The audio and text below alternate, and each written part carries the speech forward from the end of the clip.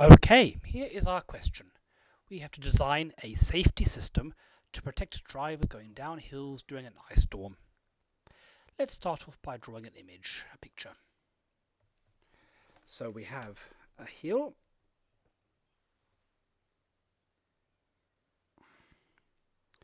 and at the bottom we have a spring.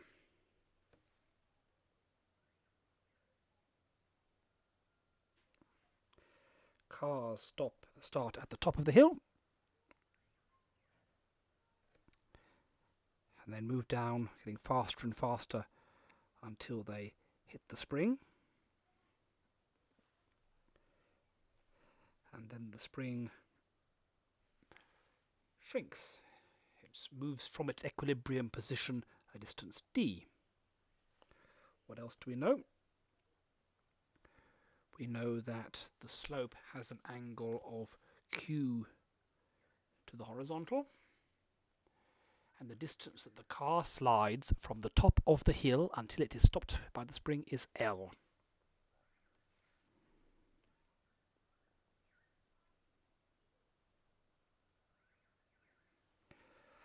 Okay, what method should we use? Nothing is rotating, so we don't need the angular momentum method. We could do it by using forces. We could look at the components of the forces on the car. So there's a downward gravitational force and a normal force like that, and use those to work out its acceleration, and therefore work out how fast it accelerates and how fast it's moving here, v. But once it hits, it will become more complicated. The spring will push back, and to begin with it will push back without much force, and as the spring gets more and more compressed, the force will get bigger and bigger.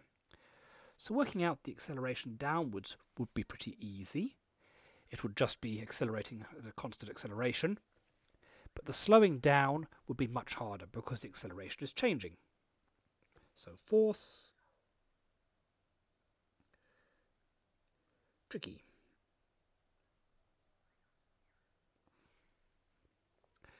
How about energy?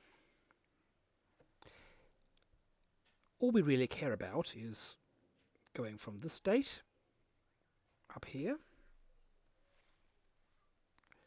to down here with everything compressed. No energy is going to squashing anything or a sound, so none is being lost. So, and there are no outside forces acting on the system, so energy looks sensible.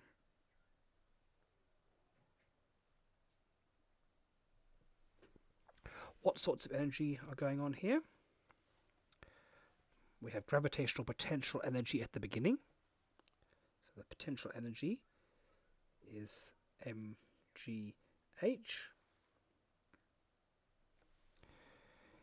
H would be the height here. M the mass, and g is the gravitational constant. So at the beginning, it's not moving, so there's no kinetic energy. The spring is not moved away from its equilibrium position, so there is no spring energy. So that's all we have at the beginning. How about at the end? At the end, it's moved all the way down, so at end PE, potential energy, is 0. The kinetic energy is 0 because when the spring is at its maximum compression, the car has come to a rest temporarily. The only energy we have is spring energy.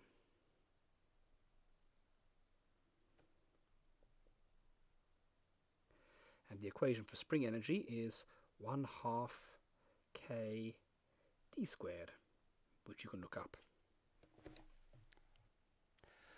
So, we know that the starting energy is mgh, the end energy is 1/2 k d squared. As energy is conserved and none is being lost, no work is being done on the system. It just means that mgh equals 1/2 k d squared. But what is h? Remember we had a slope of length L, angle Q, and H is here. So using trigonometry, opposite over hypotenuse is sine, so sine Q equals opposite H over hypotenuse L, which means rearranging that H equals L sine Q. Substituting this back into here, we have mg L sine Q equals half k d squared. What do we want to know? We want to know d. The question asks us, we want to know k.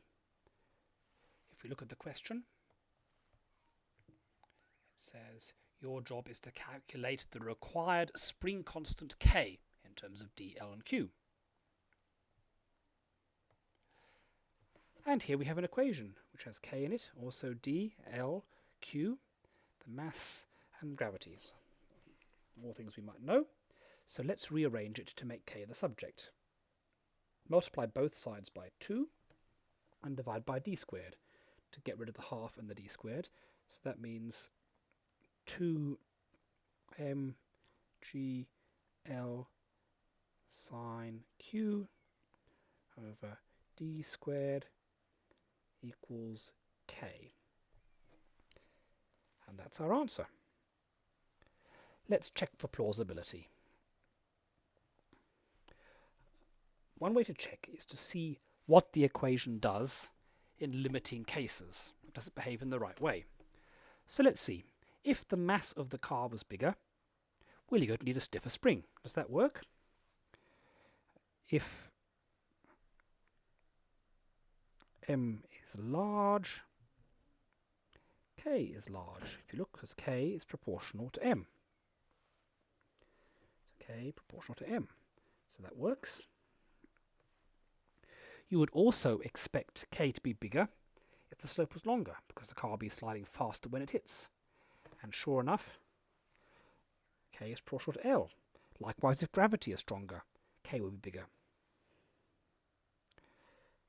So,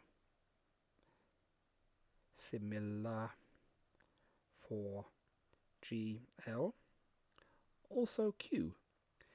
If the slope is bigger, it should slide faster, and indeed sine Q goes up as Q goes up, so that makes sense. However, if D goes up, K goes down. That means if the spring compresses more, you need less spring constant. So if that makes sense, D goes down, K goes up. All makes sense. So a plausible equation.